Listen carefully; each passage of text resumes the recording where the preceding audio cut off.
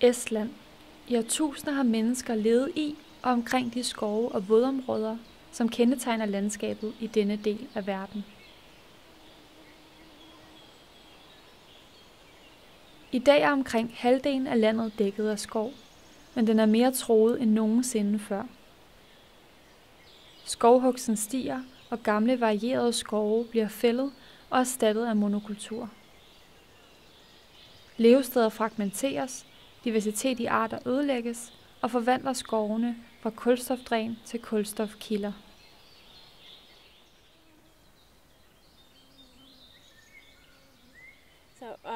My name is Lena Steinberg. I founded the NGO Save Estonia's Forests a little bit more than 4 years ago, because I truly believe that Estonian forests need saving. Here we are in one of my favorite forests, close to my country home, and it's one of my favorites because I know that this one does not need saving. This is protected thanks to a sacred spring which is close by here, and there are also several Natura 2000 areas here and woodland key habitats which are strictly protected. My name is Faristamo. I'm from Estonia, from NGO Save Estonia's Forests. We are doing a lot of writings and talking so that people would get to know more what happens in the forests and how it should be done so that nature would be preserved. Our main focus is protected areas and all the forests what are very important to people and for biodiversity. Elsewhere in Estonia, the forests really need saving because even protected areas are actually not protected or protected on paper. In many protected areas, also national parks, it is possible to do clear cuts, a little bit more limited than in normal managed forests, but nonetheless. And the logging volume has been very high in Estonia for the last decade or even a little bit more, so over 10 million cubic meters, whereas up until 1990s it was around 4 million cubic meters, so we have gone up with our logging volume pretty quickly. This is one of the main issues when it comes to Estonian forestry and why many people are active in different NGOs. Another problem also is how our forests are logged. It's mostly clear cuts when we speak about final logging, and unfortunately we don't have the traditional way of logging anymore.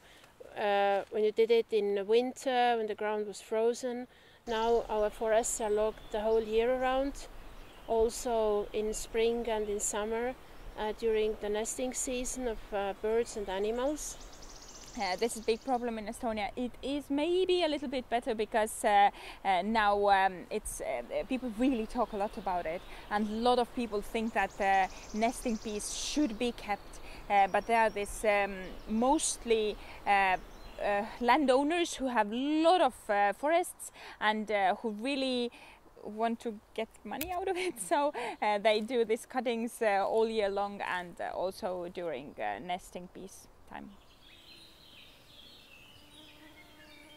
And the other campaigns are then to protect protected areas, to lower the logging volume, and as forests also regulate our water regime, and forests often border different wetlands, bogs, then we are also paying more and more attention to how logging affects our freshwater reserves, which is a very topical issue when we think about climate change and droughts.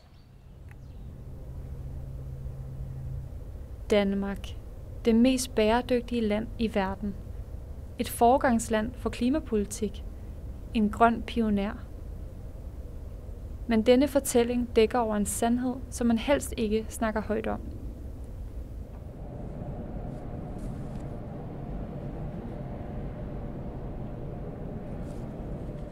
My name is Tobias. I'm from NOAA, Friends of the Earth Denmark, and for the last 4 years I've been working on the issue of forest biomass for energy. The reason why I've been working on this is because that while Denmark, the Danish government, the Danish politician, Danish industry has been really good at labeling Denmark as a green country, like a world leader in green energy with windmills and so on. In reality, most of the Danish renewable energy comes from the use of biomass, and a lot of this comes from forest biomass from other countries.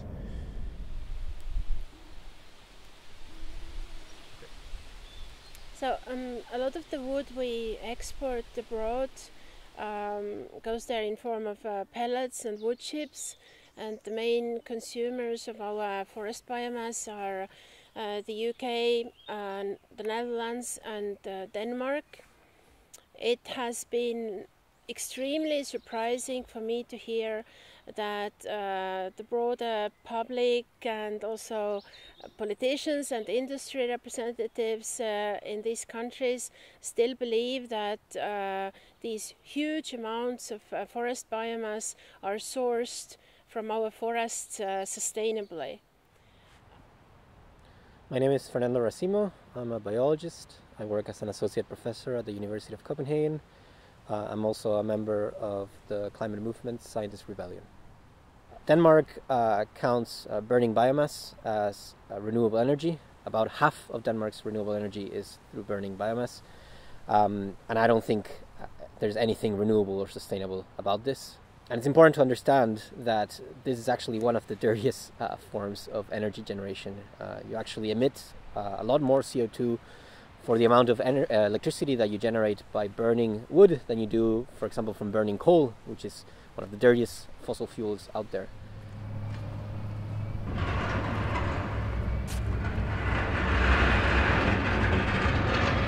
So we're standing outside Amagerværket, which is one of the biggest central heating and power plants in Copenhagen. And actually this is the plant that delivers heating to my own apartment in Copenhagen. And in here they get a lot of forest biomass from other countries. It's around 1 million tons that are imported and burned here every year. And of that, 40% comes from the forests in Estonia and Latvia. So Denmark are supposed to reduce its CO2 emissions by 70% within 2030.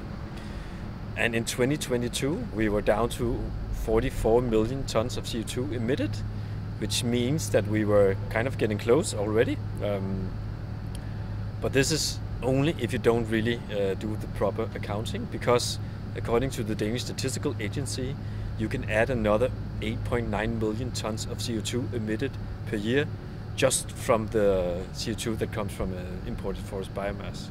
So this means that we are kind of way off our targets. And another way in which this careful accounting happens is by the definition of the carbon balance area. So the size of the area that is assessed in terms of carbon balance, sources and sinks, affects the estimates of how much carbon is actually being either released or absorbed. And biomass producers, those that are burning the biomass, are very clever at defining very large areas of operation. And that allows them to claim a lot more absorption than what they actually should. And so, for example, it's as if I was burning a particular portion of the Amazon, so collecting trees from a particular portion of the Amazon, but counting the entire Amazon as my operation area, my carbon balance area. And of course, a lot of the Amazon is absorbing carbon, but the particular region where I'm working is a carbon source because I'm burning all of those trees.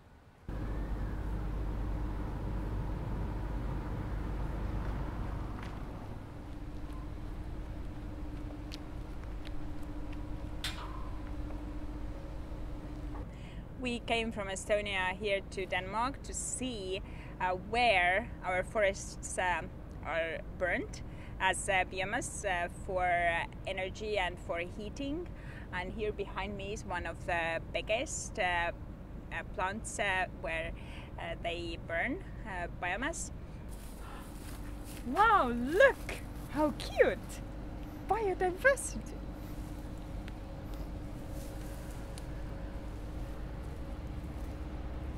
And if you look at the website, it tells a really beautiful story. I quote a little bit. Our wood pellets and wood chips are sourced from sustainably managed production forests, where the trees are constantly replanted, the ecosystem is maintained, and biodiversity is protected.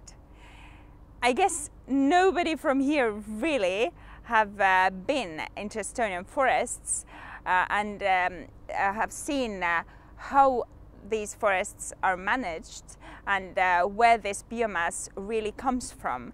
Because if you have been there, you can't say that story anymore.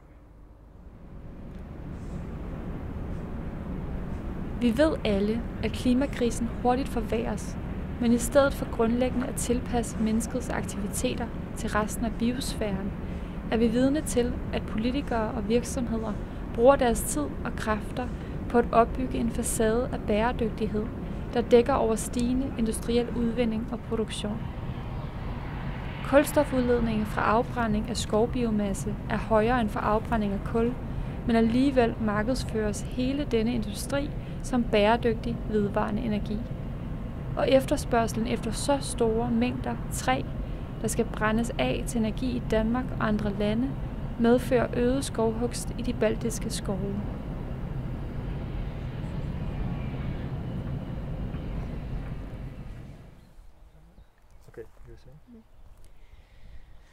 So when the industry and also our state forest managers explain to the public about forestry, then they always speak about log houses and furniture and like good quality timber, and all these pictures are very nice. And when somebody criticizes the logging volumes like we do, then we're often asked like, don't you like wooden furniture? Don't you like to sit on a wooden chair?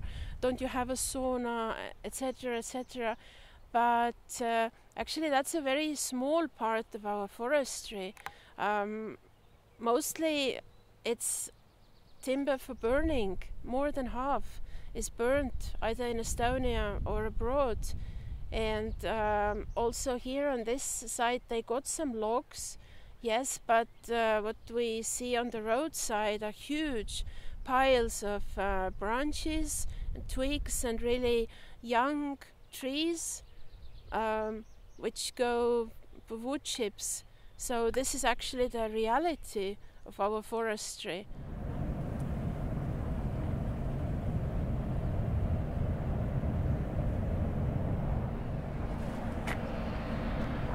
I think we can see some wood chips down here.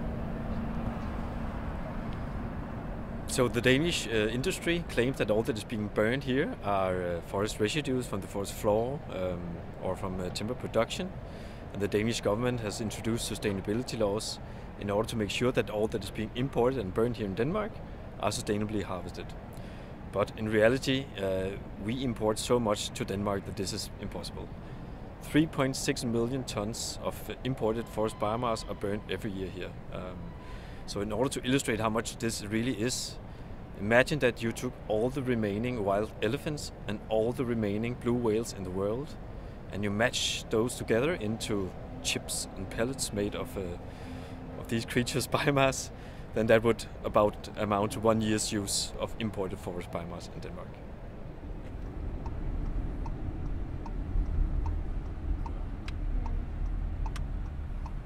Yeah, I honestly don't know which of the granule invest factories is the biggest, but Osula here in South Estonia is definitely one of the biggest.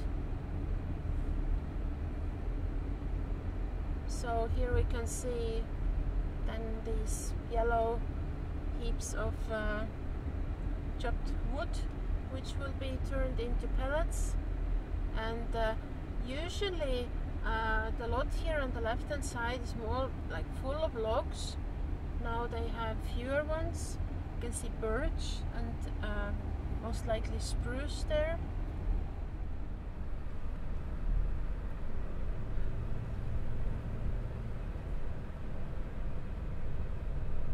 But it doesn't look like small residues from the forest floor or something like the Danish criteria says, right? Again, never branches, twigs, tops, or roots. Always logs. They always use logs. And I think for our like campaign purposes, we must research the quality criteria of pellets, because as you can see, the pellets, the material here, this raw material which is used to make pellets, it's like orange, yellowish. So it means that it does not contain much bark. So bark is peeled off. There is a machine which takes the logs and peels off the bark.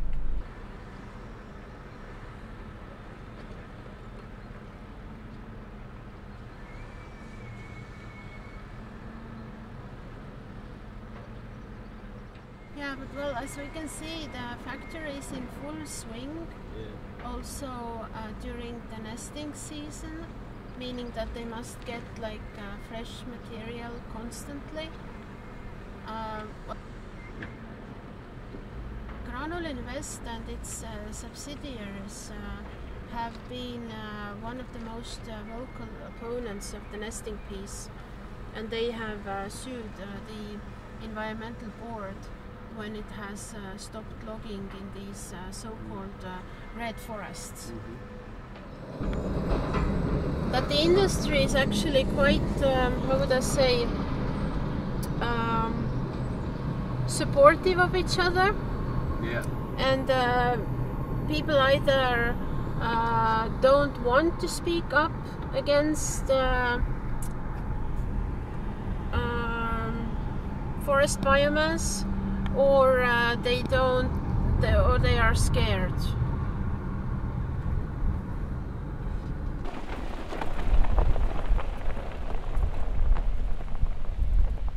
So we are driving on a road which was built here 3 years ago, and it was built through an intact forest. There was no road here before, so the forest was like deforested. The white road was built together with ditches and all the drainage system, and they also built like places here where they can turn around forestry machinery.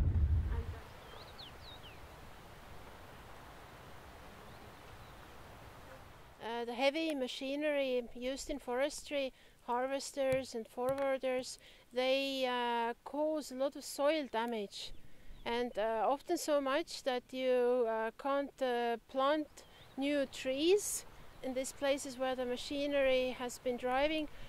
But even if you manage to smooth the ground and plant trees there, the soil is still so much compressed together that it takes not only centuries but thousands of years for the soil to recover, say the scientists.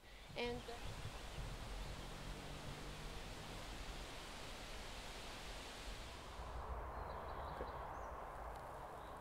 today is Friday, and today we were in a forest in southeast Estonia, and there are several Natura 2000 areas.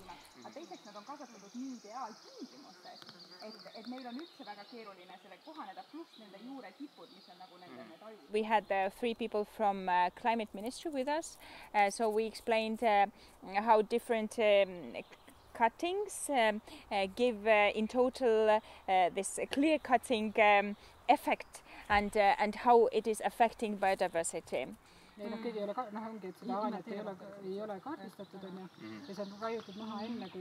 We also visited some places what are private owned.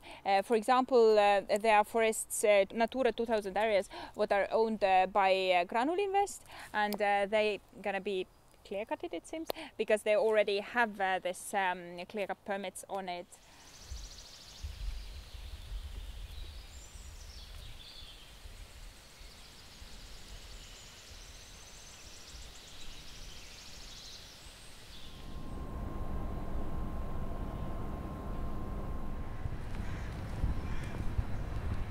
for the company that runs the Amagerværket and other big companies like Ørsted who import a lot of forest biomass to Denmark, they make all these lofty claims about only using sustainable biomass.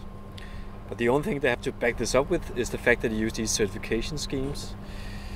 But these lofty claims have very little to do with the reality that we saw in the Estonian forests. And the certification schemes, they don't work, because it's impossible to certify your way out of overconsumption. Vi besøgte det estiske parlament og mødtes med Tit Maran, medlem af parlamentet og tidligere biolog, for at høre hans mening om de certifikater, der bruges til at retfærdiggøre afbrænding af skovbiomasse. These people are hired by the company who are issuing the certificates. How to say? For me, they admit that there is a problem, and I have a good feeling that something is changing. And then all of a sudden, when I see the result, it's quite the opposite. And one could say that who is paying for the certificates, they could actually have an impact. In many times, I can't say that all the time, the way how the certificates are made cannot actually be for consumers a proof that everything what is happening has been ecologically sound. Certificeringer er ikke et bevis på, at alt, hvad der sker, er økologisk forsvarligt. Man skal ikke langt omkring i Estland for at se beviserne. Selv i Natura 2000 områder, der burde beskyttes som bevaringsværdig natur, bliver skoven fældet.